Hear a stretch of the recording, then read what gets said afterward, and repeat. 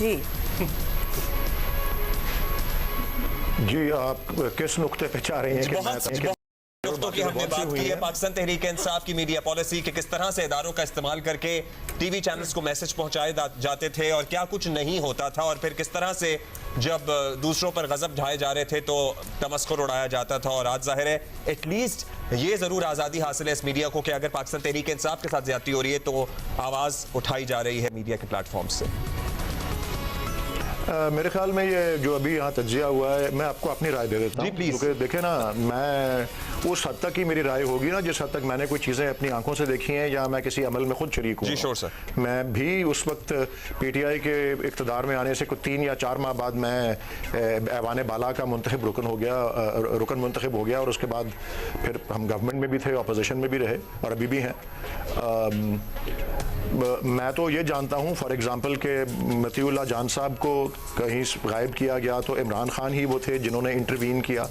जब foreign media Imran Khan साहब को पूछता था कि आपने एज प्राइम मिनिस्टर कि आपने बहुत ज़्यादा ये प्रेस और मीडिया और इसके ऊपर रिस्ट्रिक्शंस लगाई हुई हैं या आप उस पर मजालिम ढा रहे हैं, जो भी कोई अल्फाज वो इस्तेमाल करते थे, तो खान साहब ये कहा करते थे कि यार सुबह के अखबार तो खोल के देखो, आधी से ज़्यादा सुर्खियाँ जो मेरे ख़िलाफ़ हैं, या जाओ चैनल्स को लगा के देखो, मेरे ख़िलाफ़ भी बात होती है या ऐसी कोई बात थी कि उनके ख़िलाफ़ कोई बात ही नहीं होती थी।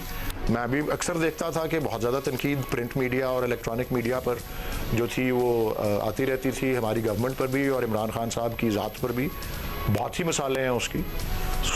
अब ये कोई इंडिविजुअल केसेस हैं कि किसी ने किसको फ़ोन किया और कहाँ से किया, मैं उस अमल का तो हिस्सा नहीं था। लेकिन एक बात जो हुई इस सारी गुफ्तगू में और वो शुरू के हिस्से में हुई, मैं उस पर वजाहत कर दूँ।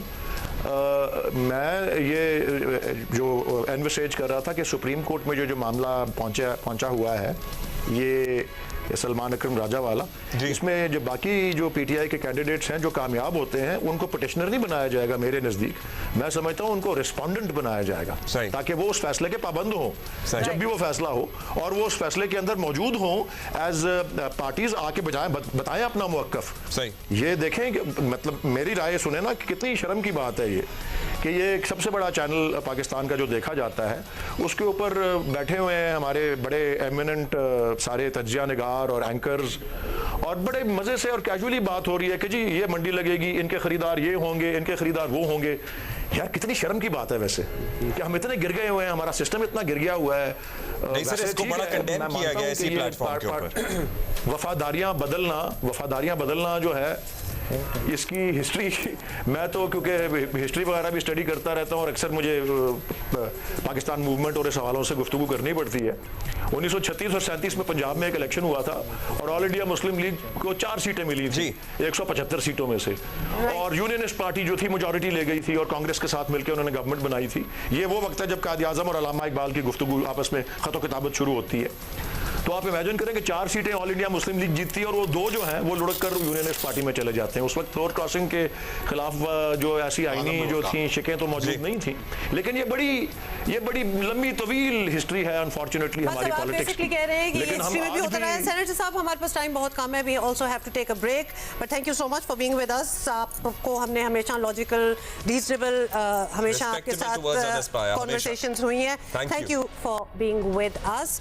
और अभी हम ले रहे हैं यहाँ मंडियों की सच बात नहीं हुई, इस अमल की को डिस्करेज ही किया गया है कि ये बिल्कुल कि ये हमेशा सियासत को नुकसान पहुंचाता है और पहुंचाएगा।